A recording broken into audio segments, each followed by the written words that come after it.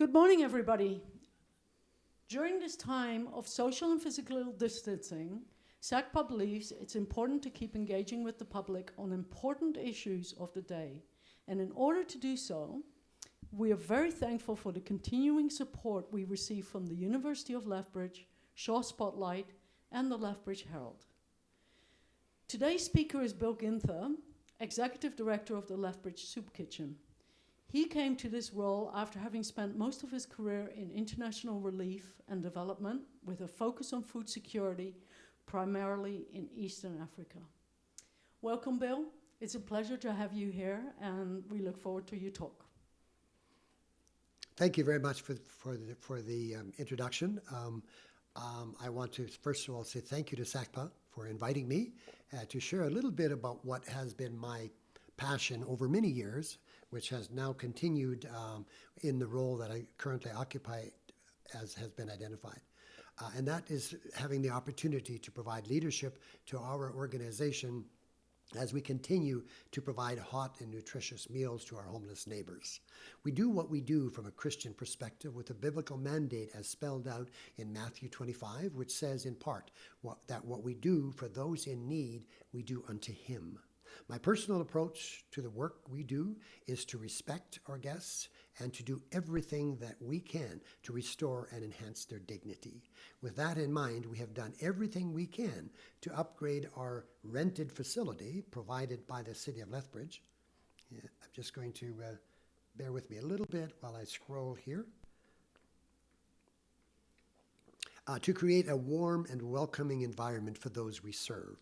Our mission statement, worded very simply, is that as an organization, we are committed to provide hot, nutritious meals for those in need in our community. I'm so grateful and thankful for the great board of directors that we have who volunteer their time and their gifts, led by none other than SACPA member and raging granny, Barb Phillips, who currently serves as our board president. From our humble beginnings with a group of caring individuals in a church basement on October the 1st, 1984, to our current operation where we serve, now literally, because of the way we're doing things now, a hot breakfast and lunch to between 80 and 100 very needy and appreciative guests. We're only able to do what we do 7 days a week with the help of an incredible core of volunteers, now numbering well over 850 people. We have many churches, companies, service clubs that make up the groups that serve regularly, many once a month or more. My greatest pleasure is to have groups from local schools and area schools that come to volunteer, knowing that becoming familiar with let me back up a little bit, with the needs of our community and having direct face-to-face contact with our guests has a tremendous impact on them and their understanding of how fortunate we all are to have families and homes to go to every day. Some of our volunteers have been part of our team since day one and are still doing so faithfully at age 92, 93. When I shared one couple's story recently, and told the listener that they had served every month since 1984, they quickly reminded me that they had missed our first month of operation. Serving the number of meals we do requires a rather healthy supply of raw materials, and we are supported by a host of grocery stores and also many Hutterite colonies and places like that, who together donate close to $60,000 worth of food every single month. And this value is determined by CRA rules, which allow us to provide a charitable receipt at $2.50 a pound of food that is made available to us. We're also part of a food share program with two local food banks, Interfaith Food Bank and Lethbridge Food Bank, where we freely share items that are more than we can make use of in a timely manner. We give the amount of food, given the amount of food that we receive, we have started sharing with other organizations in need in our city. These include the Boys and Girls Club, YWCA Harbor House, Wilson Middle School's Weekends and More program, 2 low-income seniors housing units in our city, as well as numerous low-income families as identified by the LDS and Seventh-day Adventist churches in our city. In terms of the funding we need to meet our day-to-day expenses, we're again blessed to have tremendous support from local churches, from service clubs, and very generous private donors who ensure that our annual budget of approximately $220,000 is met from year to year. As an organization, we have chosen not to rely on government funding, but do apply for several grants through the United Way, the Community Foundation, and Catholic Charities through the Diocese in Calgary. We run several small-scale fundraising events or resource development initiatives, as I prefer to call events such as this. I have so much more to share with you, but in keeping with my 28-minute time limit, I would like to move to the current pandemic and how it has affected us as an organization. We have been impacted as has everyone else in our society, in the world as such. And I will tell you that I think those that have been impacted the most severely and profoundly are those folks who are homeless. Not only have they lost their places to go, like a mall or a library, but they also don't fully understand, as I don't either, what's really happening and the changes that are occurring every day. So it has affected our organization's ability to continue providing hot meals to our guests. I heard a great line at an interview on CBC this morning, and it went something like this: "We are all on a personal roller coaster ride in the world theme park that is our current experience." And so everybody's experience is different. And so what we experience is not what you experience. And so I want to share a bit more about what we've done to help mitigate the spread of the virus that we've heard so much about. So I would, pardon me, I'll get the right word here. Suffice it to say that we too have been greatly impacted. I refer to this virus as a silent and invisible enemy. I think for many people, it's hard to fathom the impact it has on many people, including the homeless.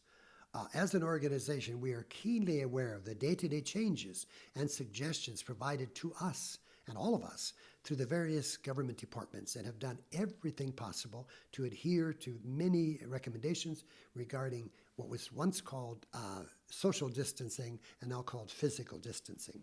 Despite reading a line at the end of every press release that states that soup kitchens are exempt from any of the measures that are suggested, from the numbers of people, etc. And I'm just scrolling back, if you don't mind. I just lost my place for a little bit, so bear with me, and I'm getting there.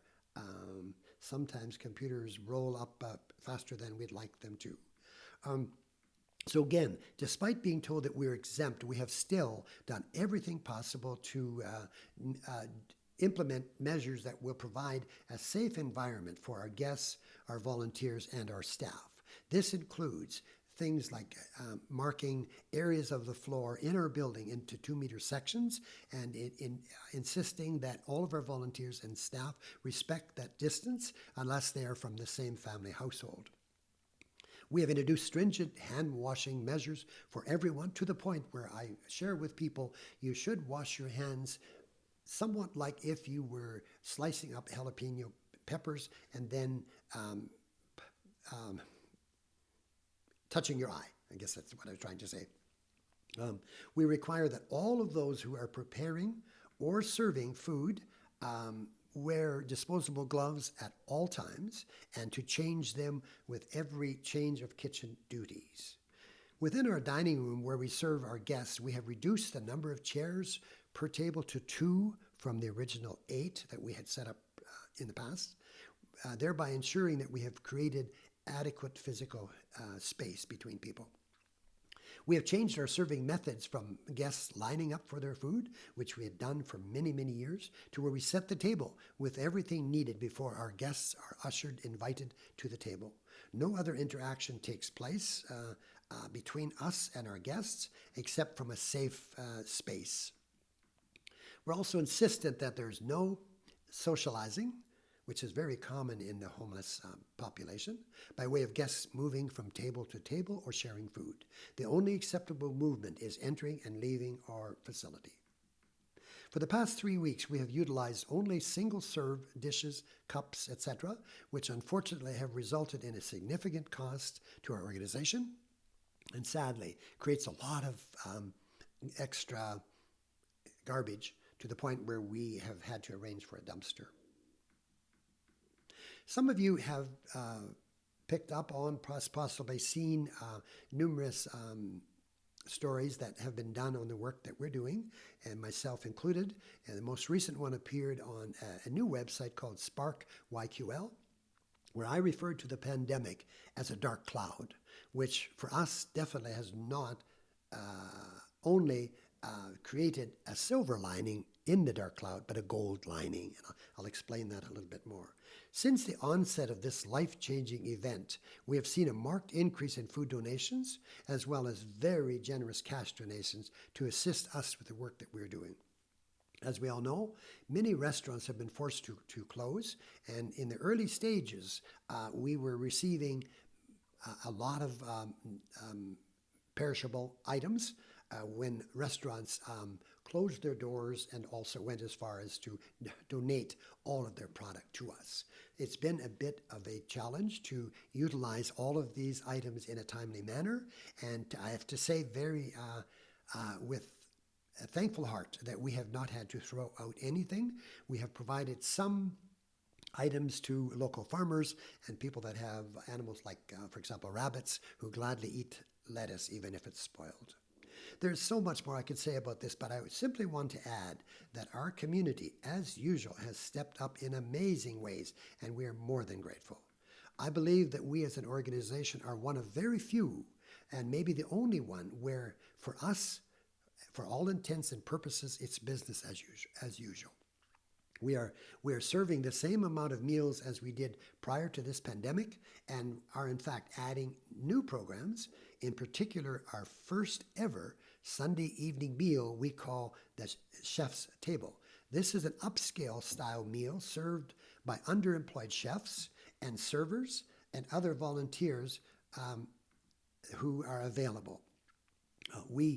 This past Sunday, we served 137 guests, and many of them responded with things like, this is not only 100%, it's 200%.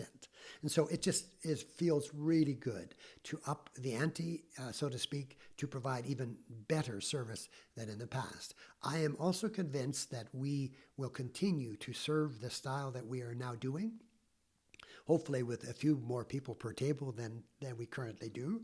But we found that it doesn't take a lot more time than it did before. So again, we're grateful for those who have stepped up. We're also in the planning stages of reintroducing our evening meal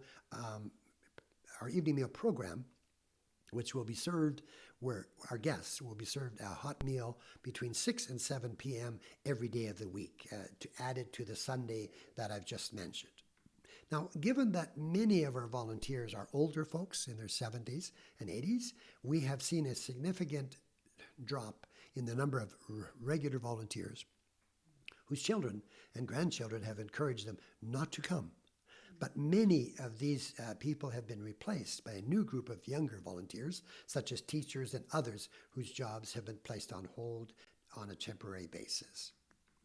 We also have seen local service clubs, such as a local Rotary Club, Lethbridge Rotary East, step up and provide a hot breakfast, as well as to putting together events and opportunities for their members to contribute to us. And so there's been some amazing numbers and some amazing stories related to that. For those of you that follow us on Facebook, if you don't, you should. It's the Lethbridge Soup Kitchen on Facebook, and we post something most days. I do want to emphasize that there have been some amazing stories, and I want to share with you with the time I have remaining, and I see I still have a bit, and that is that we have seen some things that I would never have imagined. I had a phone call, oops, not to touch my face, about a week and a half ago from a young lady by the name of Eva Ketchmark from Lomond. And Eva is 12 years old. And Eva came to the soup kitchen to help serve a meal to our guests, I think a few months ago. And I think she came twice with other members of her family and also members of her school class.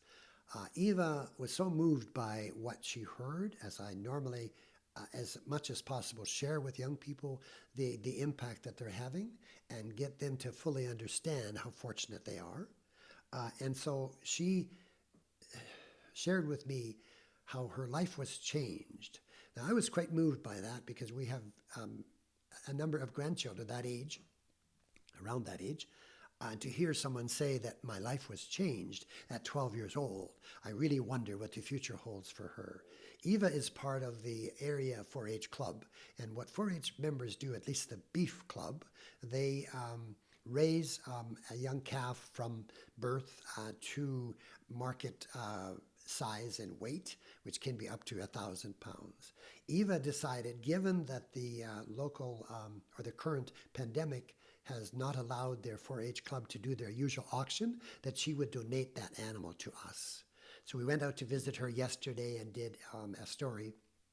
And some of the things she said were just that she feels that given the situation we're in at this point, many people are without food, and she wants to do her part as a 12-year-old to provide for the hungry people locally and the world. And so it's a pretty ambitious approach for a person of her age, and we were blessed to get to meet her and her mother and father out on the farm. That story is getting some traction, and it should, because we have people that are just stepping up in a way that we would not have imagined.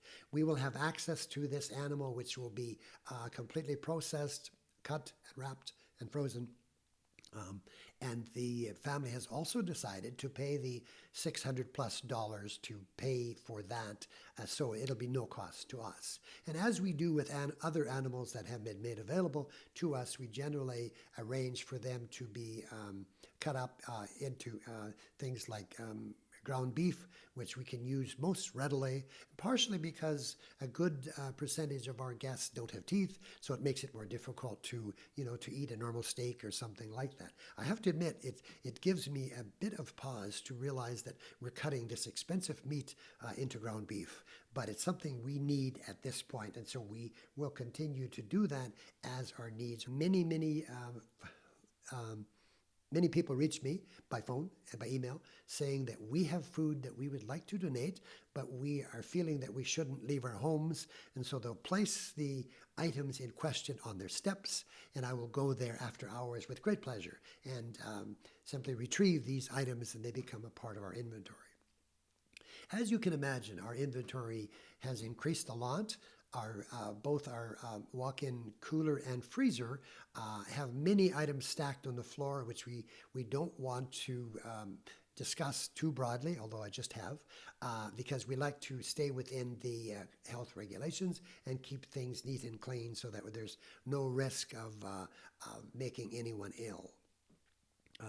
I want to say that earlier I stated about the COVID-19 mitigation measures, which I've called 101.8 or 9 or 10, as we adjust each day. We have made the decision that we will, at this point, not utilize masks, primarily due to the fact that I have not had a definitive answer from anyone, including the medical experts, whether this should be done. We had one church group late last week whose membership or whose leadership made the decision on behalf of the group of about 10 individuals that they would prefer for them to wear masks. I did say I am certainly not opposed to people doing that to a great degree, but I did not want them, and insisted on that, to wear masks while our guests are in our dining room. The reason being that I think we've instilled enough fear in those who don't fully understand what's happening.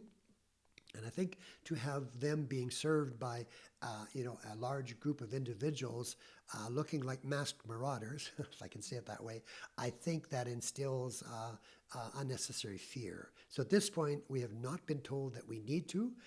We have not been told that we need to close our doors, although we are prepared.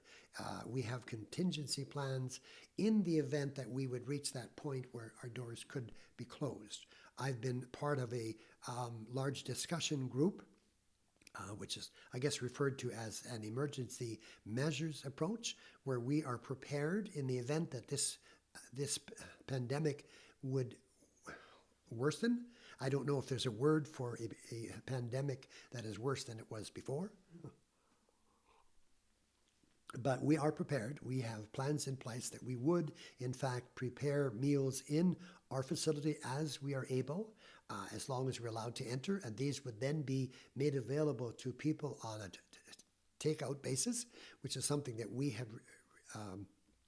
resisted in the past, as we feel that it may not be the healthiest approach. But we do feel that we need to continue to provide not only a bagged lunch, which I don't disagree with, but we want to up the ante for our guests and provide them with a hot meal, due to the fact that they are out of doors. They have no place to go. They need to have a hot meal, such as a hot breakfast with oatmeal, because that is what gets you going for the day. Most of our guests will not have any access to food on their own, so they are totally dependent on us, and we are more than willing to continue to provide the meals that they need, following a Canada Food Guide and making sure that we have a good variety of foods that would be in their best interest to absorb. We also are very, very committed, along with our many volunteers and also those who support us, to continue as long as we're able. So I want to say, with the few minutes that I have left, that I want to emphasize that the Soup Kitchen will continue to operate as we are allowed to. And I mean by that is if our ability to do our job is curtailed, we'll adjust accordingly. So that in the unlikely event, from my perspective, that things deteriorate to the point where our doors will be closed, as I said earlier, we have contingency, that's hard to say, plans in place where we will continue to provide the meals that our homeless population needs, regardless of the circumstances we face. One more time, and I have a couple of more things I want to share with you, but before I run out of time, I want to make sure that I say, a thank you to all of you that are members of SACPA, which I only learned recently is Southern Alberta Council, I believe, of Public Affairs.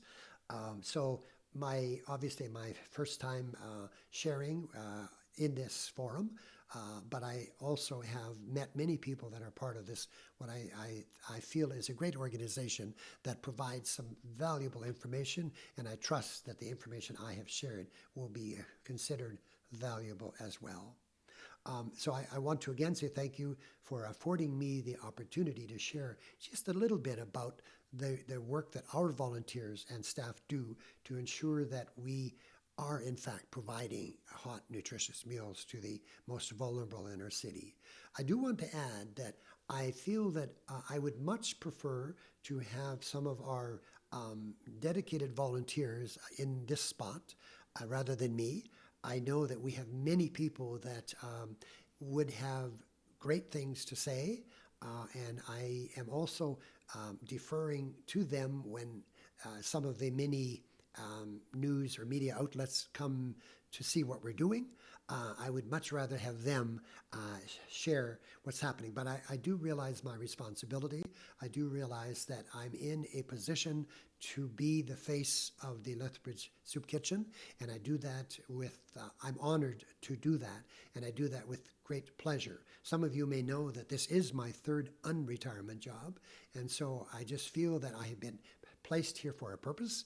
It's certainly not without error, but we do adjust accordingly when we do things that maybe are not necessarily seen as being in the best interest of those we serve. But again, I will emphasize that whatever we do, and this is stated on a regular basis to our staff and also our volunteers, we will do everything we can to enhance the dignity of people. I do know there's very little dignity when you're on the wrong side of a soup kitchen line. This is not a place where people want to be. I am convinced there's no one that has ever stated that when I grow up, I'm going to live in poverty. I am going to be poor. I am going to be lined up with my hand out with the hope that there will be people that will provide my day-to-day needs. No one aspires to that. And so I am fully aware that most of our guests will not, or would not be where they are if their circumstances were better. We do deal with a lot of folks that are dealing with severe addictions, things also like fetal alcohol syndrome. We have people that tell me on a daily basis that I wish nothing more than to move beyond where I'm at.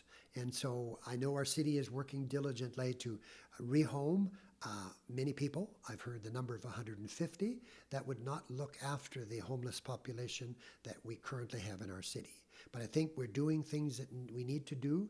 It's extremely unfortunate that it takes a difficult pandemic such as this to have people sit up and take notice and start to make plans to assist those most vulnerable in our society. So I want to end again by saying I really appreciate this opportunity.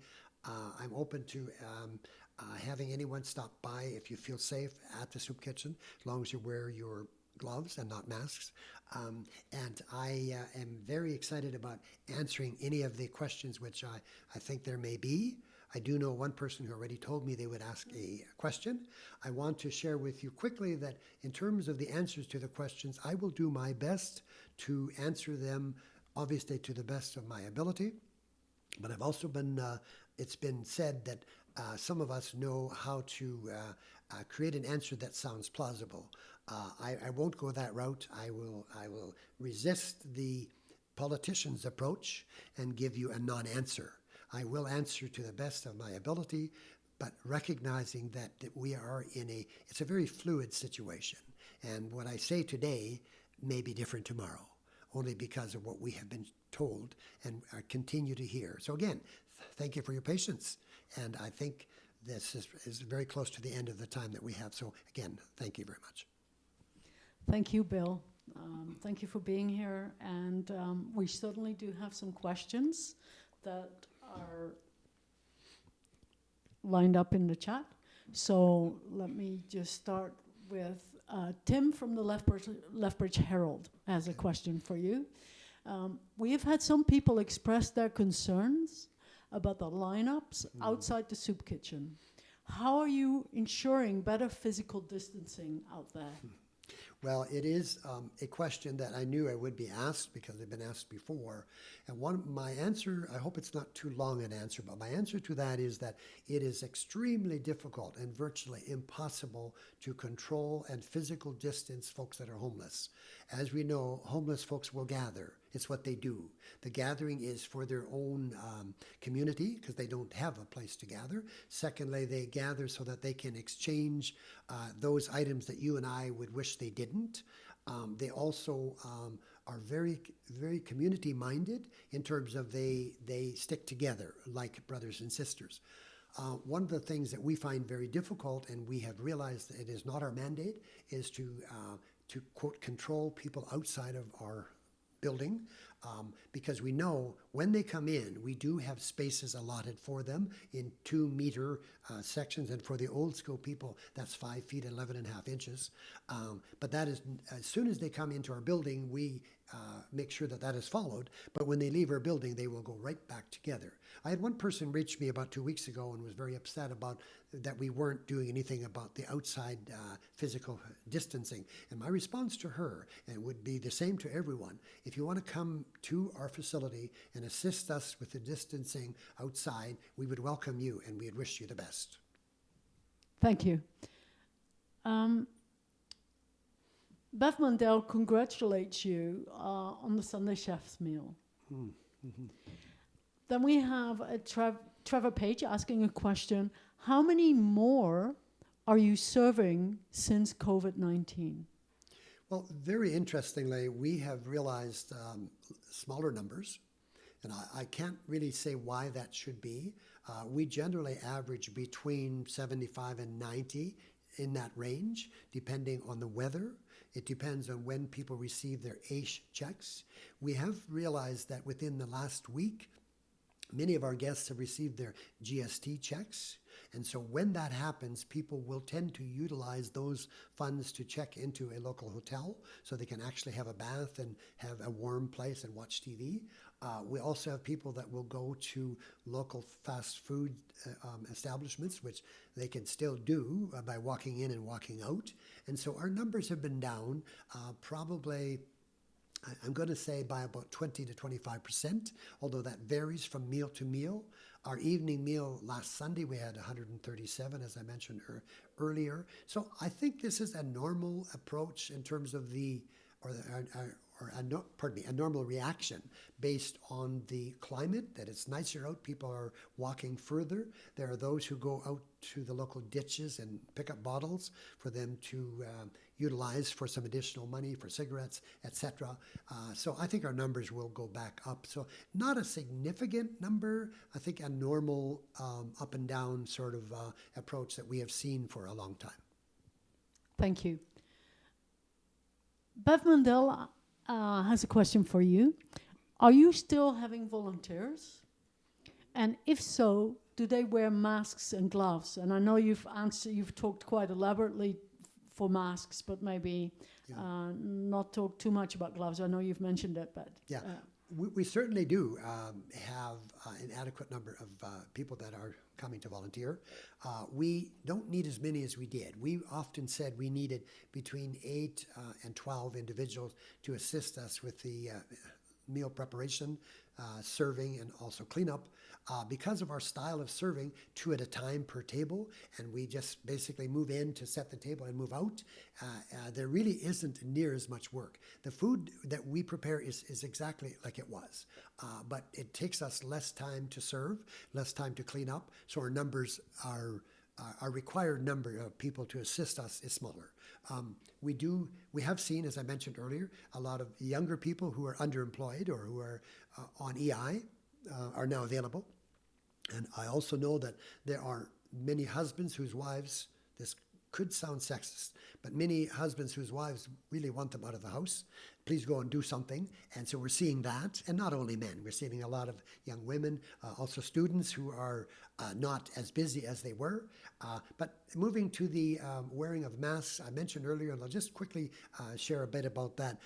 We have decided that at this point, there is no proven evidence, it's all over the map by the medical professionals, that it is a good idea, it's not a good idea, it helps, it doesn't help. So we've decided that rather than to instill fear in our guests by seeing people in masks all around them, that we would prefer that not happen. We will not say no to someone wearing a mask, but we have no stock of masks.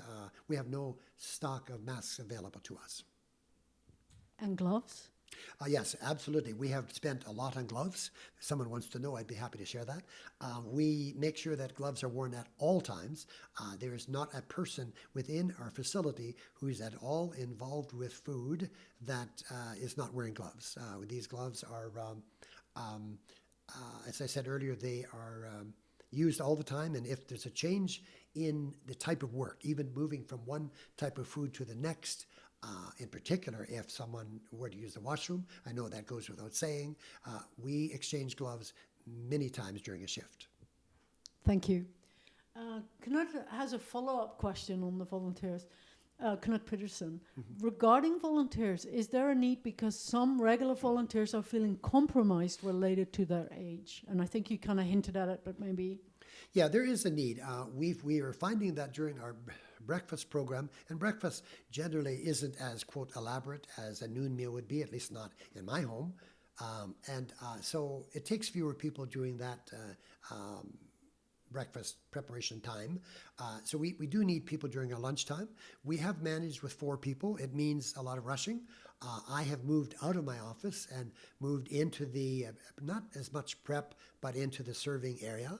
I still want to relate to our guests, and it's very important for them to realize we're still there for them. And having become a little bit of a father figure to many of our guests who are all younger than I am, it's important for them to have that sense of acceptance that we're still there for them. So if people are interested, they can certainly be in contact with us in terms of the noon meal. We'd be happy to add a few more people in. But I do want to add, if people feel uncomfortable coming, if they give off that air of being ill at ease, I would prefer they not come, because I don't, again, want to show to our guests who we're serving as before that we are afraid to be there. So that's really important to me. So you say they can contact you. How can they contact the Lethbridge Soup Kitchen? Probably the best is to reach me on my cell, and some people will say, well, why are you doing that? But because I want to make sure I'm available. That number is 587-220-8688, and I am at the soup kitchen more than I am anywhere else. And so I am very willing to look at the schedule and simply write you in. The only thing that we ask, if you commit to come, please show up, please be there. And if you can't, just let us know so we can find a spot for you. We also have a fairly long list of people that are on call. They can be and have been awakened at 5:30 in the morning to come, because some people have not come. This is not a negative comment on anybody, but sometimes people do forget. I have, not to go to work, but I have things in my life that I have not remembered, especially during these days. I do remember my name, though, and my wife's name, so I think she'll be happy to hear that. Wonderful, thank you. A comment here, or a question here by Mark Goodall. Although you are quite flush with food items at the moment, are there specific items you are running out of? Any desperate needs? Not in particular. The easy answer would be money. However, I don't want to leave that impression, because we have never asked for money, and we are not doing that now. The approach I've used in all my adult life is to provide an opportunity for people to see a need and allow those individuals to respond as they see fit. There are things that we do not receive. Those are things like pancake syrup. Is something, it sounds odd, but we have to, it's not that it comes in, we have to buy it. And that's, of course, an expense. We do need things like coffee. We go through 160 cups of coffee per meal. Coffee is a staple. It's probably not part of the Canada Food Guide, but it's a staple for us, for our guests. And so also creamer for coffee is something we're always short of. I guess the last thing I'd think of off the top would be pasta sauce. We do a lot of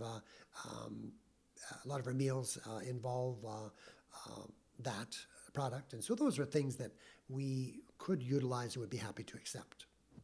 And how do you accept both food and financial donations? Yeah, for food, it's actually quite easy if people feel comfortable coming to our facility. They're happy to just bring them there. There's someone there from about 6:30 in the morning till usually about 2:30 in the afternoon, so they can come. And we're at 802 2A Avenue North. Also, if they feel uncomfortable, they can just let us know by the number that I gave, and I will be, or someone, one of our staff will be there, will happily come up with a cart to accept the items. All items are also receivable in something called a GIK, which is a gift in kind, and we can, again, as I said earlier, we can receipt you to the value of the items that you donate if you wish. In terms of making a financial donation, again, relatively simple. We are not set up to take a credit card payment as of yet, mostly because we are currently a member of a bank that has some pretty stringent requirements around double signing, which of course is normal in a nonprofit organization. So it's just been a little bit of a difficulty setting it up. And the bank that we've been dealing with has been closed for 3 weeks due to renovations. So we're dealing with a different branch. So we tell people we are happy to accept a check. And I've said the address, but the postal code to add to that is T1H0C9. and simply make the check out to Lethbridge Soup Kitchen. You will be receipted in a timely manner, not as timely as in the past, but certainly so. Also, it's possible to donate via Canada Helps, which is a great resource. You will be receipted immediately, and we also receive the funds within a week. They do take a small percentage. I'm not sure. I think it's 3%. I could be wrong. You can also donate via Facebook.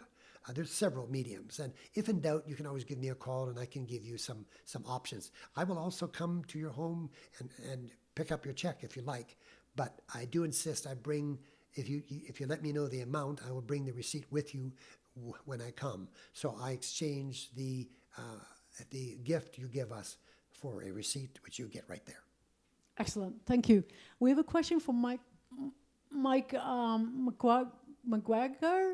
I understand that the Soup Kitchen agreement with Street Alive to provide the evening dinner program. What are your plans going forward to provide the essential evening meal for your guests? Yes, we did have an MOU with the folks at Streets Alive who do wonderful work in the community and have done so for 30 years. They were in contact with us about a year and a half ago, saying that they would like to utilize our facility for meals, and we were certainly amenable to that. We put together a 6-month MOU. The word's escaping me right now, pilot project with them, and that was funded by the City of Lethbridge or by your tax dollars. It went okay.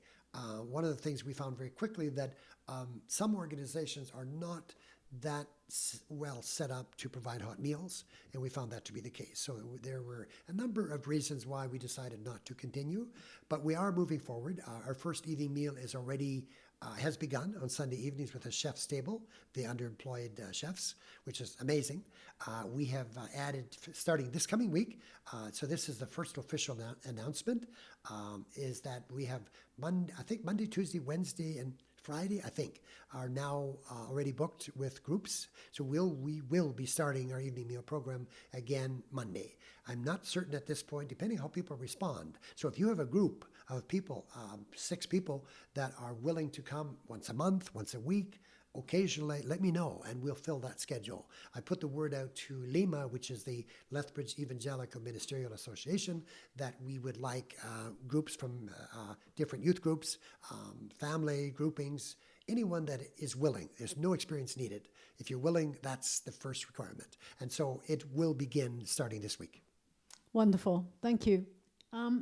Laurie Schultz, with the increase of volunteers from younger demographics, some of whom are future leaders and voters, and undoubtedly are on a learning curve about poverty and homelessness, what impact may this have on your advocacy and holding policymakers to account on the issues of impoverished and homeless individuals now and in the future? Great question. I will go back to my earlier story about 12-year-old Eva, who came and was impacted enough at that early age to say that I have been changed. These are people that are going to make the change. Individuals who, for possibly the first time in their lives, come in direct, close contact. It's the wrong term now, but become in contact by seeing and serving those in need. I think this leaves a lasting impression. I think these are individuals that are becoming informed. These are individuals that will not sit by idly and allow people to be either mistreated or not treated with respect. I see a tremendous opportunity for us, as I've always done, to share with young people the importance of stepping up. Let's also say that volunteerism looks really good on young people's resumes. And I know that because when I hire, the first line I look at, what have you done as a volunteer? So I think I wouldn't have enough time to tell you what the impact is by having a younger age demographic be available as they are, and how they're being affected by what they see. Lovely, thank you. And our next question is from Graham Smith. Do you also provide food for takeout? That's a tough question to answer, Graham, the answer is yes. And only because we have been almost not ignoring, but we have been changing our feelings a little bit about whether we need to adhere as strictly to health regulations as in the past. We do know that the regulations that we follow very closely is that we cannot allow hot prepared food to be transported. So that becomes awkward, because if you're handing out a hot meal to someone out your door, is that a hot meal being transported? It is. However, the letter of the law, I think, if it's a law, the regulation, the health regulation, is that the idea is to keep the food hot enough so there's no risk of it becoming spoiled. Well, if you serve something in a clamshell and you hand it out the door, it's not going to stay hot very long. And so we're looking at that as saying that in these circumstances, yes. However, this is not something we are making available to the general public, only because there is a great network of groups set up who are doing just that. Meals on Wheels is doing that on a regular basis, as they have for many years, utilizing volunteers. We also have our local food banks are making food available to families. I think there is also a network of volunteers that are bringing food out. We are distributing, or the schools, pardon me, are distributing food to families and brought to their front step, as far as I know. So there's a lot of great opportunities for us, or for us as a community, to provide meals to go, so to speak. I always smile when our friends in other countries, for example, friends we have in Norway, refer to it as takeaway. So I guess we do have takeaway meals for some people, and not that we're limiting who that should be, but we defer to other agencies for that. Thank you. Trevor Page, are you concerned that your approach may encourage a syndrome of dependency? No. Not at all. I know that we have always had those who, for various reasons, mostly due to addictions and as I said earlier, things like fetal alcohol syndrome, and I should add, mental health issues, where people are simply not in a position to provide for themselves. I also know that without an address, you cannot get a job. And I would ask any of you that are listening now, if you are hiring, and if I were to bring you a resume, I shouldn't use my example. If a homeless person were to bring you a resume without an address or a phone number, do you think that that resume would move to the top of the pile? And I have that answer for you. The answer is no.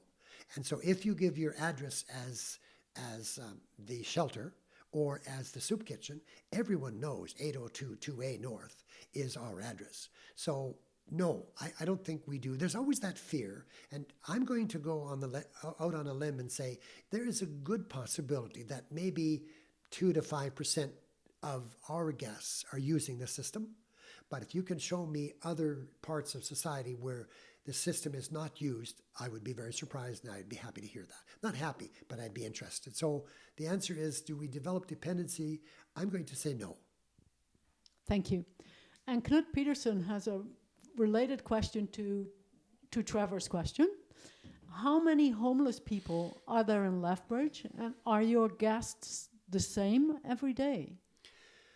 It's really difficult to answer because it's a fluid situation all the time, because people move in, people move out. I know most of our guests by name and all of them by face. Most of them, I guess I should say, a very high percentage. I do see changes. People will be with us for weeks and months and years, and suddenly they're gone. Now, my worst fear is that they have died, and I know that has happened because I could name people that I knew quite well who are no longer on this earth. So that is kind of the difficult part. I want to refer to a comment made, I'm going to say 2 years ago, by the city of Medicine Hat, who boldly stated, we have no homeless population. And I'm going to say to that that's impossible, because that could change in 5 minutes. There are people now in this pandemic who have lost many of their resources. There will be more homeless people. I know that.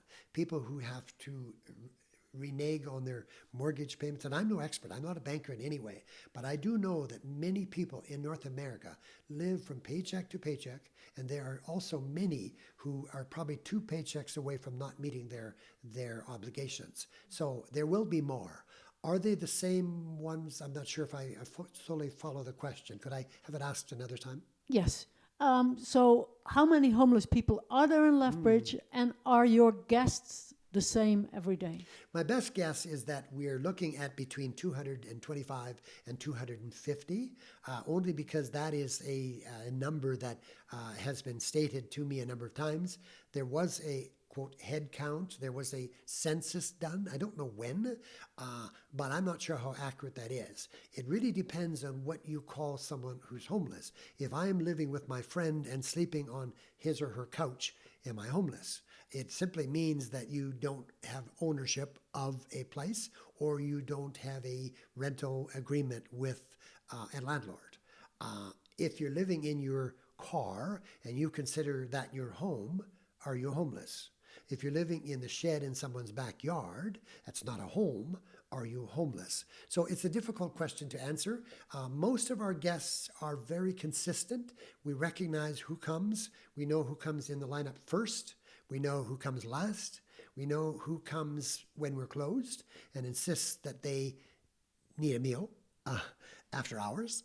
So very much the same. It changes somewhat because of our city is known to be a little milder weather than many other places in this country and even in this province. So there's quite a bit of movement. I also know that our supervised consumption site, which I was operating 24 hours a day, does encourage people to come to our city, because I'm not aware of other cities where that is an option for them 24 hours a day.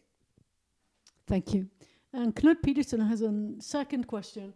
Does the soup kitchen receive money or benefits from the city? Yes. We receive $38,100 from the city of Lethbridge once a year. It's part of their, I think it's part of their GST rebate that they receive, and they share it among the different agencies that utilize property that they own. And so that is the only funding we receive, with the exception again of the pilot project for the meal program, the evening meal. That actually was funneled through Streets Alive, and because we had an agreement with them to cover the cost of our staff and our utilities, basically the funding that they received, which was $2,500 a month or $100 a day, came to us to help offset expenses. That's the only the only city funding we receive. We have never, and we choose not to, as I said earlier, receive any funding from either provincial or federal governments. Primarily because we're a faith-based organization. We do things a little bit differently. We don't push our faith on anyone, but at the same time, I am fearful that if we receive government funding, there will be many more restrictions on us than we are able to maintain. Okay. I see no more questions in the chat. I do have a question of my own, but just to say that if you have a question, please ask it now in the chat. My question to you is, do you monitor at all for COVID-19 symptoms, both among your volunteers and among the people that, your guests? And do you have a protocol in place if you do see some symptoms that may be looking like it may be COVID-19 related? Because we don't have the expertise to do that, we rely completely on, I guess, self-examination. We remind our volunteers and guests at all times, if you're ill, even something that may in a very small way make you think that maybe you're infected, make sure you see a doctor. Make sure you don't come and see us, because we can't have you there then. If anyone were to have a cough, and we know that a cough is misconstrued these days, because I've resisted doing that at all during this time we've had together. Sometimes you get a scratchy throat and it's immediately, oh no, I'm now infected. So we don't have the means. We don't have methods to do any of that. We have seen no hint of any sort within our guests, nothing at all. I have not heard anyone cough. I have not seen or heard anything to that extent at all. So again, I guess we're asking people to be vigilant. We're asking people to self-monitor, to self-isolate if they feel there's a need. I think it's worked well. We've had nothing at all that has given me any reason to doubt that we're doing what we need to do. Thank you. Bev Mundell has a question. With some homeless houses in hotels and at the Fritzig, do you see problems with these guests getting to the soup kitchen from distances? And do you provide meals to Fritzig? Yeah. We, as all of you know, the city has set up what they call a dry shelter, which is at LSCO, Fritzig Auditorium or Gym. I think it's working well. What they have decided to do is that those who are placed there between 50 and 60 are people that are quite ambulatory, people that can get around quite easily, people that are not elderly. So it has not been, I asked someone this morning, is it difficult for you to walk from there? It's near City Hall, for those that are not aware where the second shelter is. It's not a long walk. It takes literally 5 minutes. So we have not seen a marked change in people not coming. Those that are in hotels, and I can't give you that number, they are being provided meals via or through the Salvation Army, who have their mobile food truck, also through Streets Alive that are providing bagged lunches. I don't know how they're distributed. I haven't been there. We also have the Blood Tribe has started in the last few days distributing some meals to people outside. I'm going to say something that I might regret, but what I'm seeing is more and more groups are trying to provide meals for people, but I think we're providing too many. What I'm seeing is, for example, if we serve an evening meal to 137 people, there are still 3 or 4 organizations that are handing out bagged lunches to people.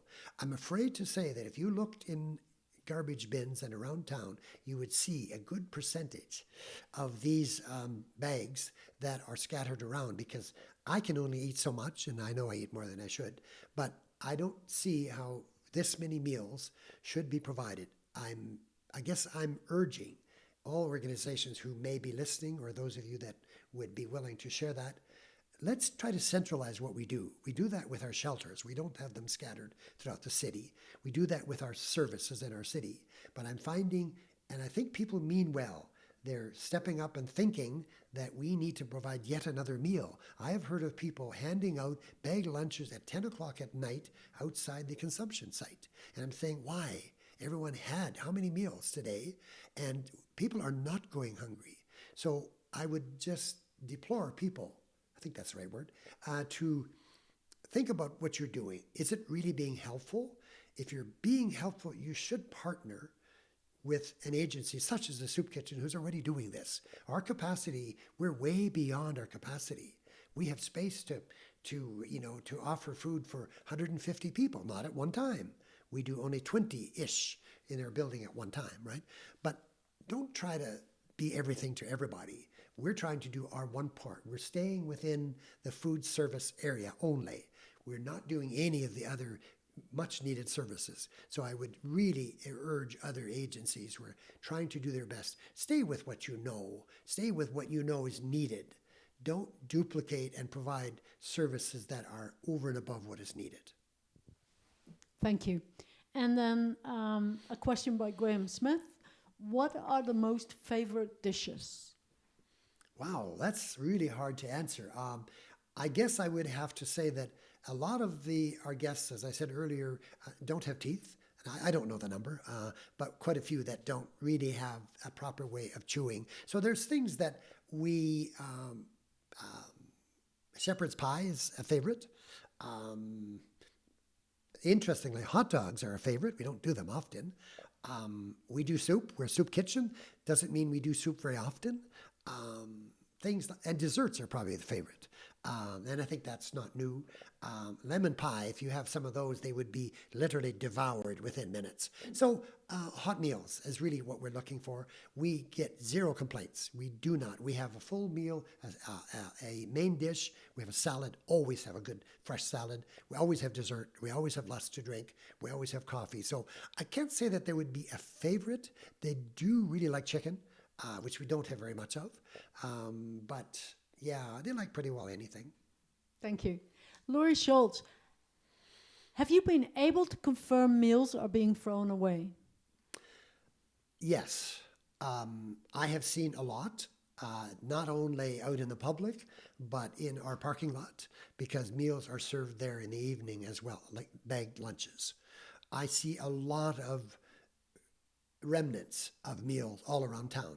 I haven't been to Gulf Gardens, but I could guarantee you that if you went to Gulf Gardens, you would find many leftover bags there as well. Okay, and then a follow-up question by Laurie Schultz. Has there been a proposal to coordinate efforts? I think it's always been there. I don't think it's a proposal as such. I think there is a little bit of protecting territory. Again, this is me, and I'm not afraid to say what I think, so I hope no one's offended. But I think we have tried. But I think what has happened is that as one of our city hall staff said to me recently, and you've heard this often, there are silos.